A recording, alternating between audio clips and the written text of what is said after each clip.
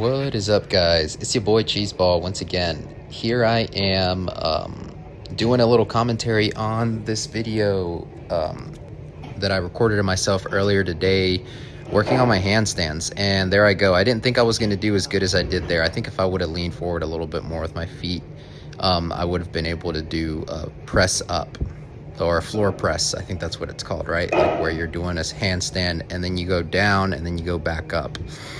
Still working on that. I don't think I really have the balance for that.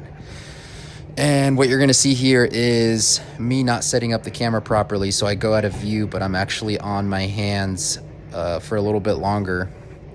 The first few handstands I actually held for a good bit of time, longer than I ever had before, and they were a lot straighter, a lot more vertical. My body was a lot more in line with itself. And so here I'm just trying to figure out, okay, how much do I need to rest without burning out? How much do I need to rest so that I don't burn out? Then I think about actually doing a handstand here until I realize, you know what, this is probably not a good idea. Let me put this back. So I'm just gonna use the floor because the floor doesn't move, it doesn't teeter or wobble.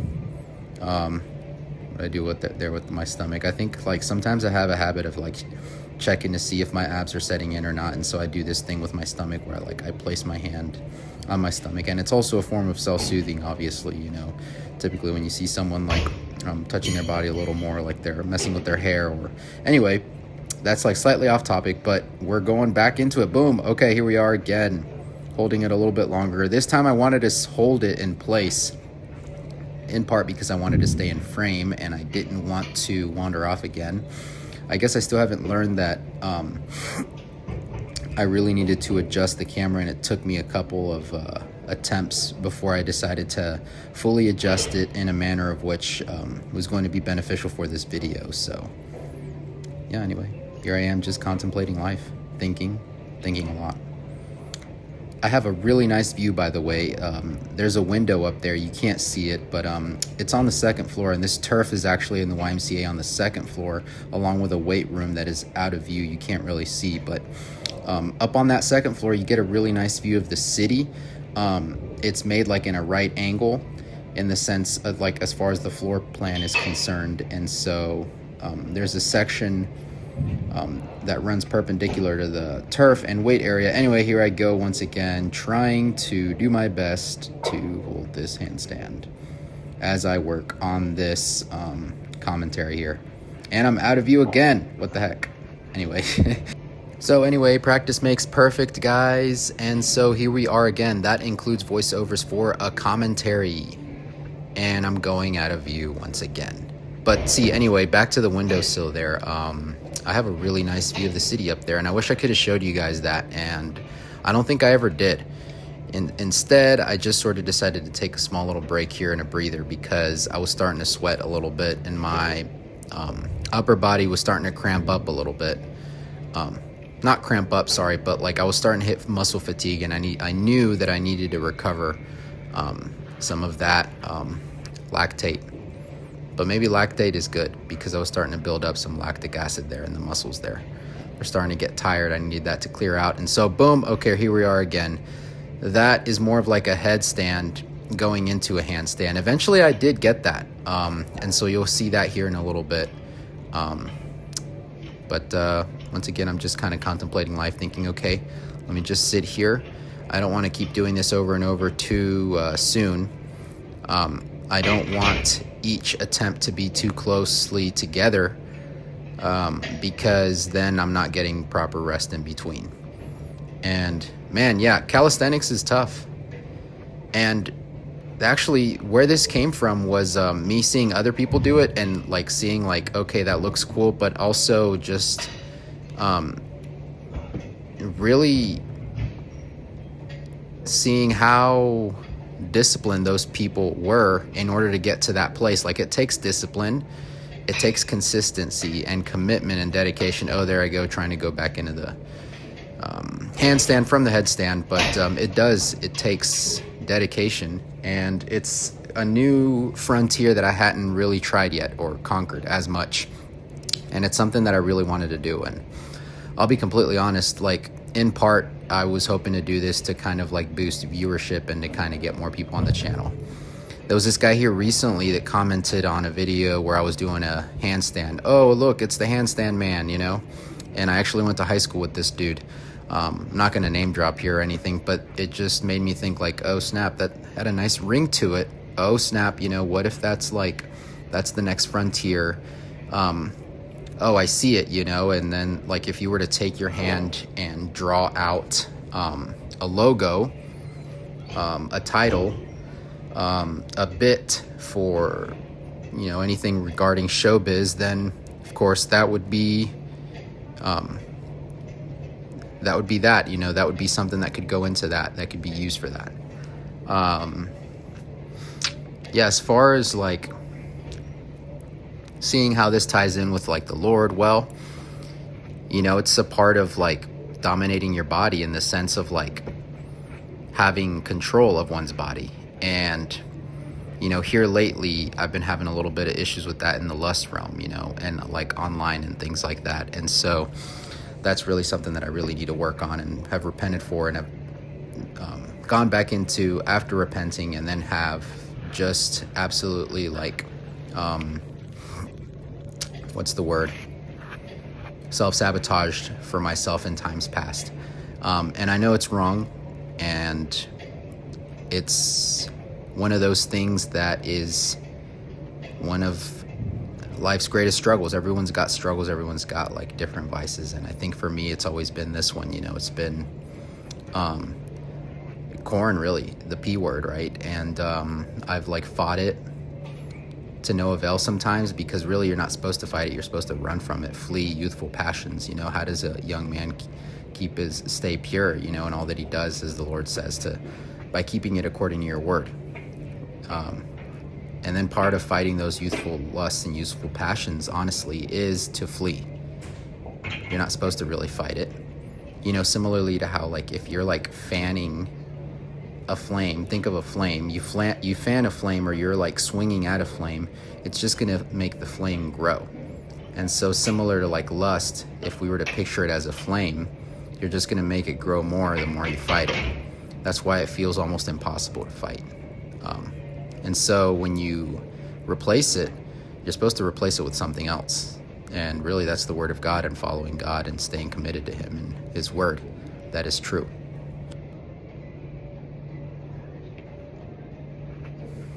Also, this is known as the world's greatest stretch. I learned about it here recently in my personal training curriculum that I'm currently going through ISSA. You take a lunge forward, you put both hands down on your feet on the floor, and then with the hand opposite of the leg that's like stretched out and contracted, you're gonna take that arm, hand and arm, and stick it under the opposite leg as far as you can, and then you're gonna pull it back out and stretch up and to the sky. Hopefully that was a good way of describing it. I'm better with describing things by acting them out, you know, rather than simply talking about them all the time. Oh, and here I go again. Let's see how long we hold it here. All right, so now, is the video playing or not?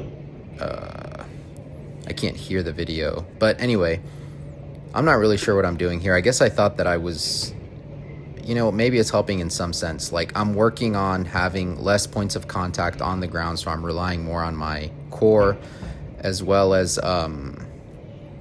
my upper body, more of my upper body, in order to keep myself elevated off the ground.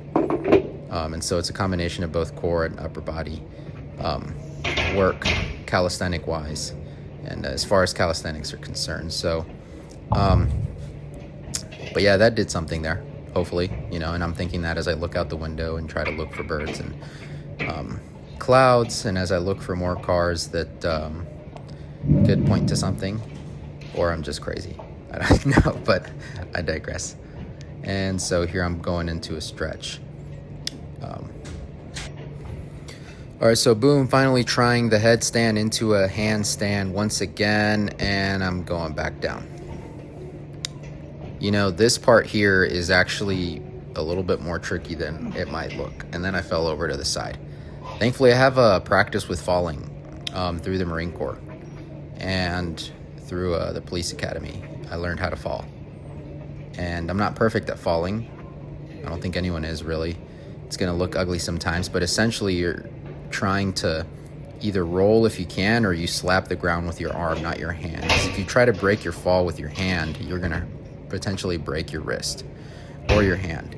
And so what you do is you're trying to break your fall with your entire arm as you fall. That, and if you can try to create like a curve with your body, like if you were to imagine your body as a rubber band that could stretch, you're trying to roll into the fall, if that makes any sense. And so, yeah, there's that. Here I am just trying to get back up again like a ninja, even though I'm not a ninja, but I, try to be. And I'm kind of thinking like, what did I get myself into? But here we go. We're going to go again because I'm trying to get better at this, and then boom. See, going into the handstand itself isn't really that tricky. The part that I struggle with more so is being able to control it and slow my movements while I'm in it. And there's people that can do that, and it is possible. I'm telling you guys now it's possible, because I was not this good at handstands before. Not that I am good at handstands, but what I mean to say is I could barely hold a handstand for a few seconds, but here in a minute, well, here at the beginning and then later on towards the end of the video, you're going to see that I'm able to hold them a little bit longer and actually go into them more slowly and controlled. So, and here I actually try to hold the handstand with one arm, and I do that for a little bit, maybe like a fraction of a second, and then I come back down. So really it's the balance part. The strength is there, but with balance comes strength. So there are those extra stabilizing muscles that do lack that strength. When someone is having trouble balancing, part of it is really not having, or there's like a lack of stabilizer muscles. And so part of that means actually strengthening those muscles in that way. I believe it's the principle of specificity that teaches us, essentially. This is something else that I'm learning in that personal training cert, that we're supposed to train for what we're working towards, like if you're training to be a track athlete and you want to get into sprints, perhaps getting into competitive powerlifting might not be the best thing to do. Like maybe you need to work on like strengthening your legs and explosive power, and maybe training for endurance also, and maybe trying to run 12 to 15 miles isn't necessarily going to help you be the best sprinter, because that's endurance, and that's a whole nother sport really. And so if you want to get better at changing directions very quickly while maintaining proper posture and proper form, that's agility, right? For the purposes of basketball, playing football isn't going to help that much, or you get what I'm trying to say, guys. Same thing with like BJJ. Like I got into a BJJ gym last year, and I did that for a little bit, and I was taken aback to how much better and stronger some of these guys that were like 50 to 60 pounds lighter than me were. Like they were throwing me around like a rag doll, and here I am at 200 pounds, right at 200 pounds, 201, 202. This morning I was coming in at 203, but essentially I'm here at this BJJ gym, and I'm being thrown around like a rag doll by this dude that's like 50 pounds lighter than me. And I'm thinking, gosh, what is going on? And one of the common things that was said about me is that like I'm too stiff, I need to work on my flexibility and drilling a lot of those movements. And so with the drilling comes the muscle memory, and your body remembers those drills, so that eventually you can just slip into those movements in a real fight or flight scenario, God forbid, but also like in the gym, and I realized as I started working on it more, like, oh, it's easier to move around. It's easier to pop into like lunges or squats, or to like go into takedowns. I don't feel as stiff when I work on them more. And that is in part because of the principle of specificity, hands down. That and the principle of the principle of reversibility, which states that like in order to keep that progress and maintain it, whatever progress you have made in the gym or your exercise fitness world, that progress is going to be lost if you're not maintaining it, you know? Similarly to like Spanish, if you're trying to learn Spanish and you're not actively practicing it, you're going to forget it. And that's just, it's basically like a law. It's of this physical world, really. And so that's something that I've been trying to drill into my head as well. Keeping those two principles in mind, along with all these other formulas that I'm slowly getting familiar with, like the Harris-Benedict formula, which would have to do with like calculating your resting metabolic rate, like what your metabolism, how your metabolism functions at rest. And there's a formula for that too. So honestly, guys, look up the Harris-Benedict formula as well, / equation. So here I'm trying to figure out, okay, like, should I go back into it here soon? I don't know yet. We'll see. And see, I also was thinking, like, I've noticed that when I do calisthenics, I recover quicker. I feel healthier cardiovascular wise, and surprisingly, I feel stronger in some ways. Maybe I'm not as strong as far as lifting heavy objects, but I've noticed that when I try to lift heavy all the time, I'm just stiff all the time. I'm sore all the time, and I just don't feel healthy, and I feel bloated. Whereas like when I'm actually working on performance and strength training and flexibility and agility and balance and just calisthenics and just overall like what an athlete would do, I feel all around better. I feel so much, I don't know, just healthier. And that's in part where these handstands came from.